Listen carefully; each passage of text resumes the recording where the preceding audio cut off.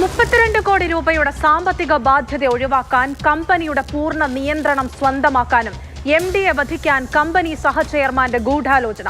മഹാരാഷ്ട്രയിലെ പ്രമുഖ വ്യവസായി മോഹൻ സിംഗ് പർമാറിന് നേരെയുണ്ടായ വെടിവെപ്പിന് പിന്നിൽ കമ്പനിയുടെ സഹചെയർമാനാണെന്ന പോലീസ് കണ്ടെത്തൽ. പർമാറിനെ കൊല്ലാൻ സാഗർ ഭാനുശാലി കൊട്ടേഷൻ നൽകിയ സംഘത്തെ പോലീസ് പിടികൂടി.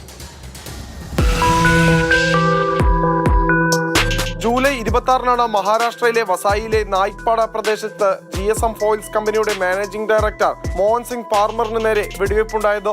ബൈക്കിലെത്തിയ 2 പേർ വെടിയുതിർക്കുകയായിരുന്നു.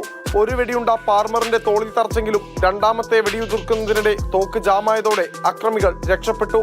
ചികിത്സയിലുള്ള 46-കാരനായ മോഹൻ സിംഗ് പാർമർ അപകടനില തരണം ചെയ്തതായി പോലീസ് അറിയിച്ചു. സംഭവത്തിൽ നടത്തിയ അന്വേഷണത്തിലാണ് ഞെട്ടിക്കുന്ന ഗൂഢാലോചന പുറത്തുവന്നത്. കമ്പനിയുടെ സഹചെയർമാനായ 33-കാരൻ സാഗർ ഭാനുശാലിയാണ് ആക്രമണത്തിന് പിന്നിലെ സൂത്രധാരനെന്ന് പോലീസ് കണ്ടെത്തി. ഓഹരി വിപണിയിൽ 55 കോടി രൂപ നഷ്ടപ്പെട്ട സാഗർ ഭാനുശാലി കടുത്ത സാമ്പത്തിക പ്രതിസന്ധിയിലായിരുന്നുവെന്ന് അന്വേഷണ സംഘം പറയുന്നു. ഇതിൽ നിന്ന് കരകയറാനായി കമ്പനിയിലെ തന്റെ ഓഹരി ഏകദേശം 32 കോടി രൂപയ്ക്ക് വാങ്ങണമെന്ന് അദ്ദേഹം മോഹൻ സിംഗ് പാർമറിനോട് ആവശ്യപ്പെട്ടിരുന്നു.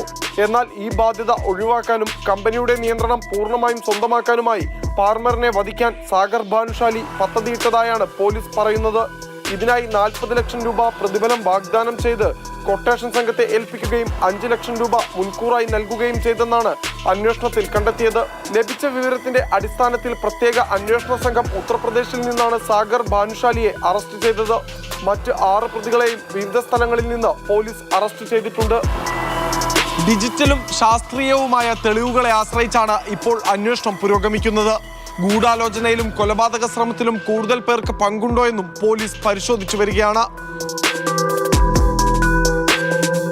ക്യാമറാമാൻ ജിഷ്ണു ബാലകൃഷ്ണനൊപ്പം വിഷ്ണു പ്രസാദ്, മാതൃഭൂമി ന്യൂസ്, ഡൽഹി.